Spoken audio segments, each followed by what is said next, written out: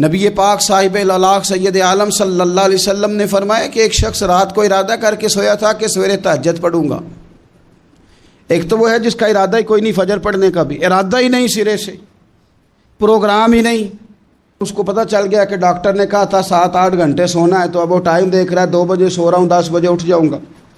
اس کی بیچ میں نیند ہے، صحت ہے، ڈاکٹر کی تنبیہ ہے، پر فجر تو شامل ہی نہیں۔ حالانکہ اس بات کو اچھی طرح سمجھ لیں، اگر آپ کا فجر پڑھنے کا ارادہ ہے اور 4 بجے کا 3:45 بجے کا آپ نے الارم لگا لیا ہے، تو 2 دن آپ کو الارم جگائے گا، تیسرے دن آنکھ خود بخود کھل جائے گی۔ انسان کی نفسیات ہوتی ہے کہ 2 دن وہ کسی چیز بھی اپنی عادت کو سونے جاگنے میں پکا لے تو تیسرے دن وہیں اس کا وہ مزاج بن جاتا ہے۔ تو اگر نیت ہی نہیں، ارادہ ہی نہیں، پروگرام ہی نہیں، تو کیسے آنکھ کھلے گی؟ بلکہ پھر تو یہ ہوتا ہے کئی دفعہ آنکھ کھل بھی جاتی ہے، بندے اٹھ بھی جاتے ہیں پر اٹھتے ہی نہیں، نماز کا وضو ہی نہیں کرتے، آگے بڑھتے ہی نہیں، ہمت ہی نہیں کرتے۔ لیکن حضور کیا فرما رہے ہیں؟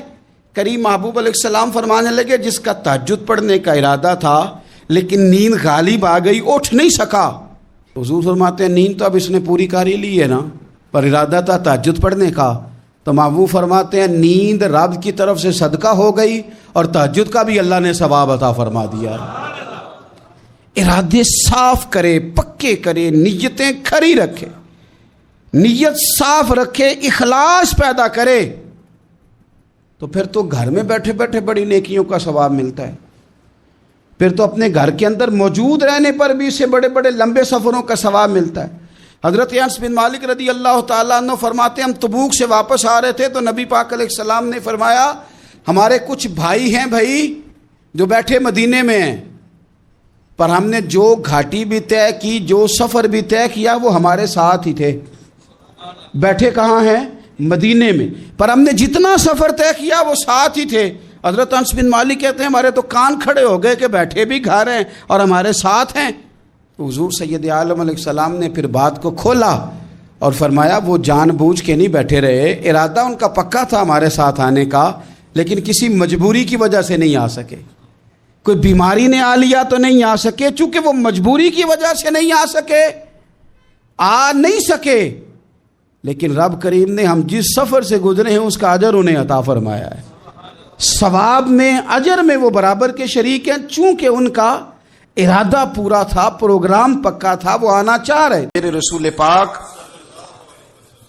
علیہ وسلم نے فرمایا بندہ اللہ کے سب سے قریب اس وقت ہوتا ہے جب وہ سجدے کی حالت میں ہوتا ہے۔ کس کے قریب ہوتا ہے؟ اللہ کے سب سے قریب ہوتا ہے۔ وہ بڑا نیڑے ہے رب کے، بڑا قریب ہے، اس لیے کہ وہ حالت سجدہ میں، وہ جب سجدے کرتا ہے نا اس کی بارگاہ میں جب جھک جاتا ہے۔ آپ ذرا سجدے کی کیفیت دیکھیں نا، زبان بھی یہاں ہے، آنکھ بھی یہاں ہے، کان بھی، عقل بھی ساری، اس نے سارا کچھ رکھ دیا سجدے میں۔ آپ وہ کبھی پیچھے جائیں تو دیہاتوں میں کہا جاتا تھا ناک سے نکیریں نکالو، بہت بڑی سزا ہوتی تھی نا، ناک سے نکیریں نکالو، بڑی سزا ہوتی تھی۔ تو اس نے کہا مالک مجھے کسی نے کہا نہیں، پر دیکھنا میں نے رکھ دی ساری عقل سجدے میں، اور رکھ کے کہا کیا سبحان ربی یا اللہ، اللہ میں پست ہوں تو اعلیٰ ہے، اللہ تو میرا رب ہے اور تو سب سے اعلیٰ اتنا۔ اور فرمایا جب یہ اس کیفیت میں ہوتا ہے تو پھر یہ اپنے رب کے قریب ہوتا ہے۔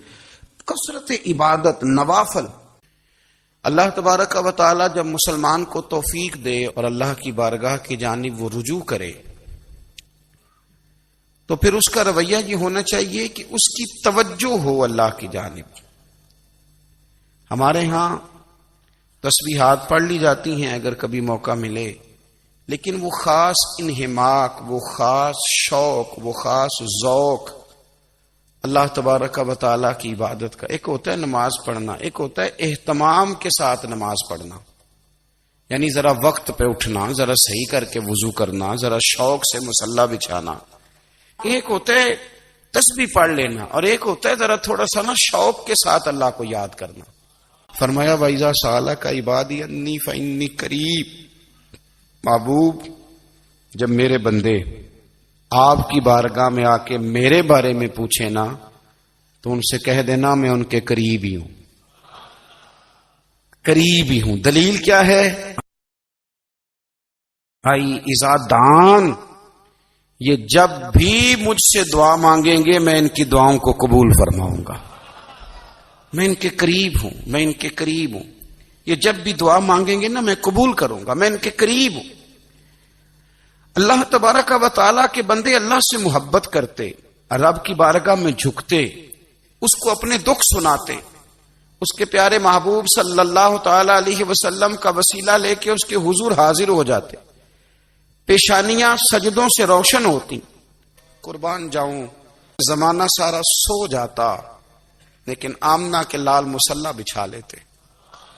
دنیا سو گئی، ساری سب سو گئے، جو خدام تھے، وہ جو غلام تھے وہ سو گئے. صحیح مسلم نے لفظ ملیں گے، سیدہ پاک فرماتی ہیں او میرے نبی کے غلاموں، میں نے یہ رنگ بھی دیکھا ہے کہ حضور نے اتنا کھڑے رہے، اتنا قیام کیا، اتنا قیام کیا کہ مقدس پیروں میں ورم آ گئے، سوج گئے پیر.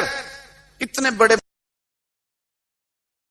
دل پہ ہاتھ رکھ کے نہیں بتا سکتا کہ میرے کبھی نماز میں پیر سوج گئے، کوئی نہیں بتا سکتا. بچوں کی روٹی کماتے تھک گئے بات الگ ہے، ہم سیر کرنے گئے تو تھک گئے بات الگ ہے، لیکن عبادت میں یہ بھی تو مسلم شریف ہے نا، یہ بھی تو دین ہے نا، یہ بھی تو حضور کی سنت ہے، یہ بھی تو وہ چیز ہے جو کریم کی آنکھوں کی ٹھنڈک ہے.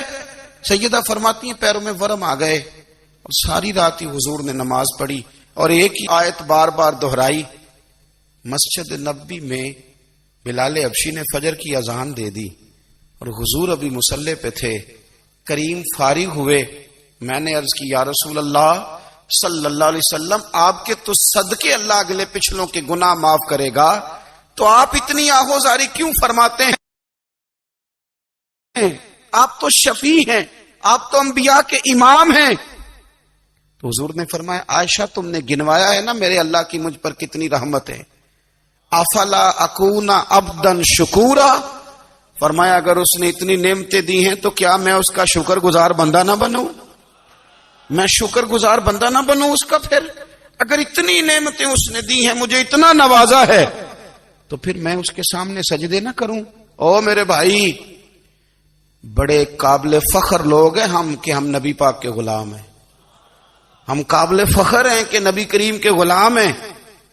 کیا کبھی اس غلامی کے شکرانے میں بھی 2 نفل پڑھے کہ یا اللہ تیرا شکر ہے تو نے ہمیں حضور کا غلام بنایا ہے؟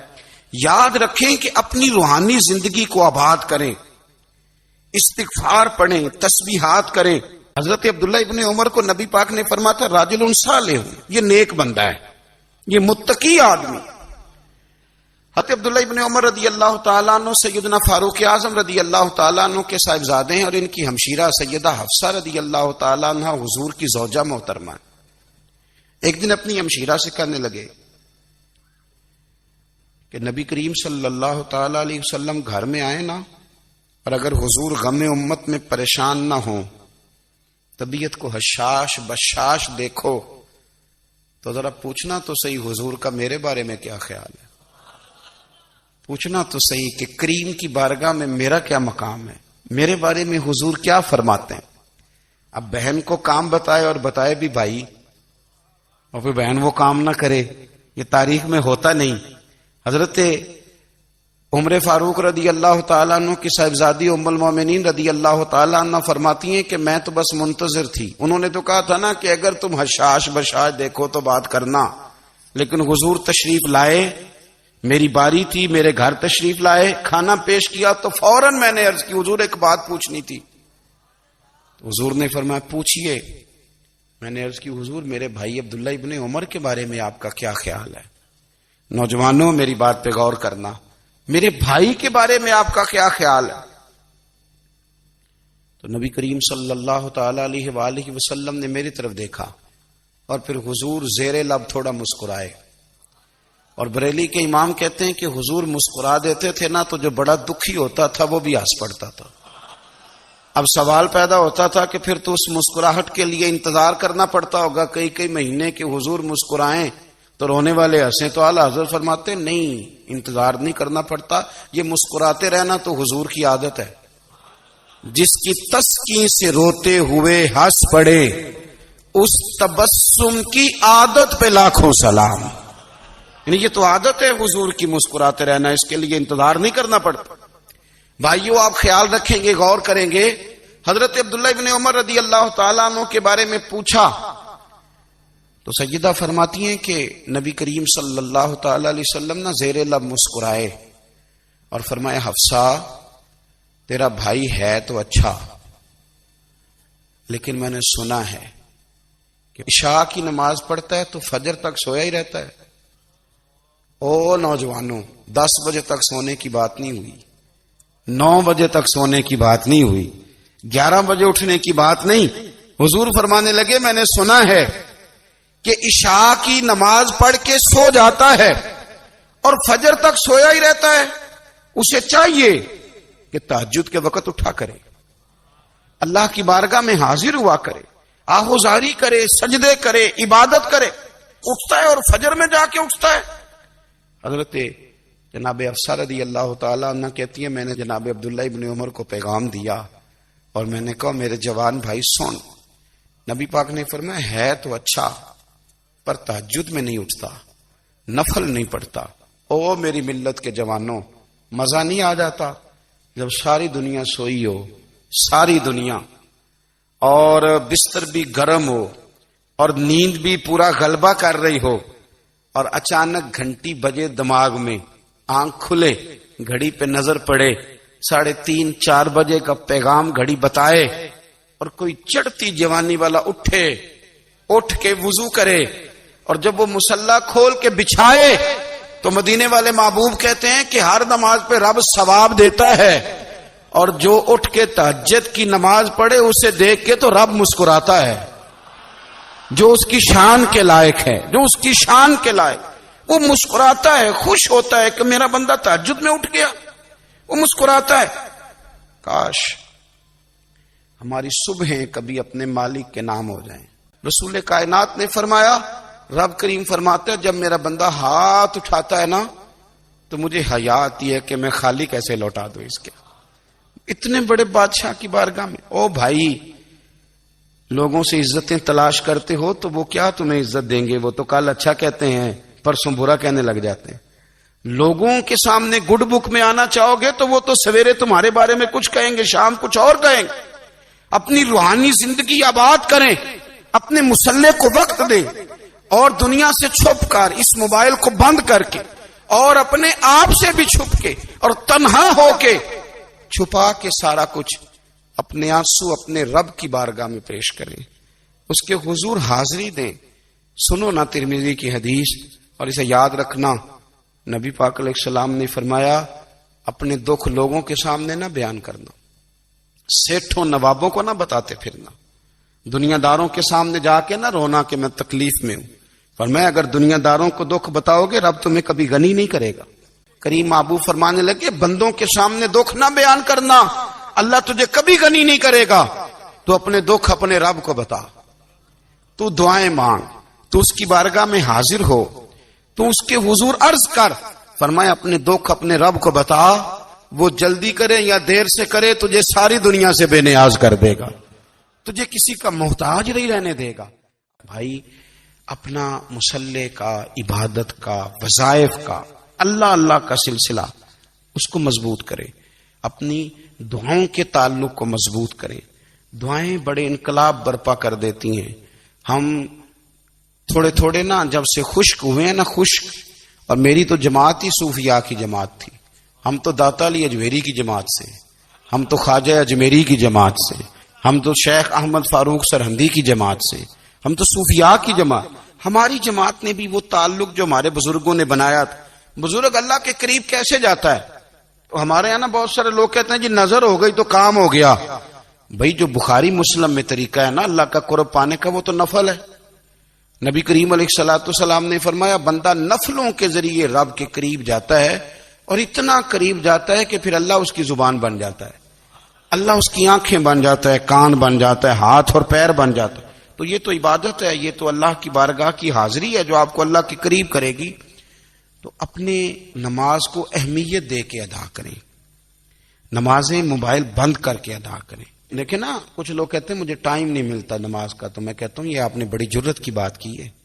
مجھے کو میرا پیر بھائی کہہ دینا میرے پاس ٹائم نہیں آپ کو ملنے کا، تو میں کہتا ہوں آج کے بعد آنا ہی نہ. تو کیا سمجھتا ہے تو بہت بڑا آدمی ہے، تیرے پاس ٹائم نہیں اور ہمیں ملنے کا ٹائم، موج کر. تو آپ نے اللہ رسول کو کہہ دیا ٹائم نہیں. اور عجیب فلسفہ ہے نا، کہا جائے نماز پڑھنے آؤ تو کہتے ہیں کپڑے ٹھیک نہیں، اور کہا جائے کہ آؤ ذرا دعوت پہ چلیں تو کہتے ہیں 1 منٹ ٹھہر میں کپڑے بدل کے آیا. نماز کے لیے کہا تو کہتا ٹھیک نہیں، دعوت کے لیے کہا تو کہتا میں ذرا تیاری کر لوں، یوں جانا مناسب نہیں. یہ معاملہ ٹھیک نہیں. رب تو فرماتا ہے کہ جب تو مسجد میں آ تو زینت اختیار کر کے آ، خوب ذوق سے دعا مانگے، خوب شوق سے نماز پڑھیں، خوب استغفار کا مزاج بنائیں. آپ لوگوں کے بیچ رہ کے سوکھ حاصل کرنا چاہتے ہیں، لیکن آپ کو پتہ ہے کئی مہینے غار حرا میں رہنا بھی مدینے والے محبوب کا طریقہ ہے. ہر سال اعتکاف بیٹھنا الگ سے، یہ بھی حضور کا طریقہ ہے. مسجد نبی کے اندر دروازہ کھلتا تھا نبی کریم کا، پر گھر کے اندر نفل پڑے نبی پاک. اور حضور فرماتے ہیں کچھ نفل نماز گھر میں بھی پڑھا کرو، گھر کو قبرستان نہ بناؤ. ہمارا گھر اللہ کے ذکر سے آباد ہوگا. اگر ہم نماز پڑھیں گے نا، میں جب سنت پڑھنے کے لیے گھر میں کھڑا ہوتا ہوں تو میرا جو 2.5-3 سال کا بیٹا ہے نا، وہ بھی میرے ساتھ نماز پڑھنی شروع کر دے. اسے پتہ کوئی نہیں نماز کیا ہوتی ہے، لیکن وہ بھی نا سجدہ نہ بھی کرنا ہے تو ساتھ لیٹ ضرور جاتا ہے. پتہ چلا بچے لیکچر دینے سے نماز نہیں پڑھتے، نماز شروع کر دیں تو بچے بھی شروع کر دیتے ہیں. ہم جب پریشان ہوتے ہیں تو لیکچر دیتے ہیں، تو لیکچر تو باہر شاید چل جائے، گھر میں کیسے چلے گا؟ گھر میں تو عمل چلے گا. تو میرے عزیز، آج کے اس روحانی اجتماع میں ہمارے دوستوں نے جو محنت کی، ہم نے بار بار اپنی نیت سے پوچھا خدا ہمیں معاف کرے اگر کوئی ذاتی شہرت ہے، کوئی ہمارے ذاتی مفادات ہیں، رب ہمیں ہدایت دے. ہماری یہ خواہش تھی کہ روحانی اجتماع ہمیں تھوڑا سا اللہ اور اس کے رسول کے جانب مائل کرے، کچھ ہمارا رشتہ مصلی کے ساتھ مضبوط کرے.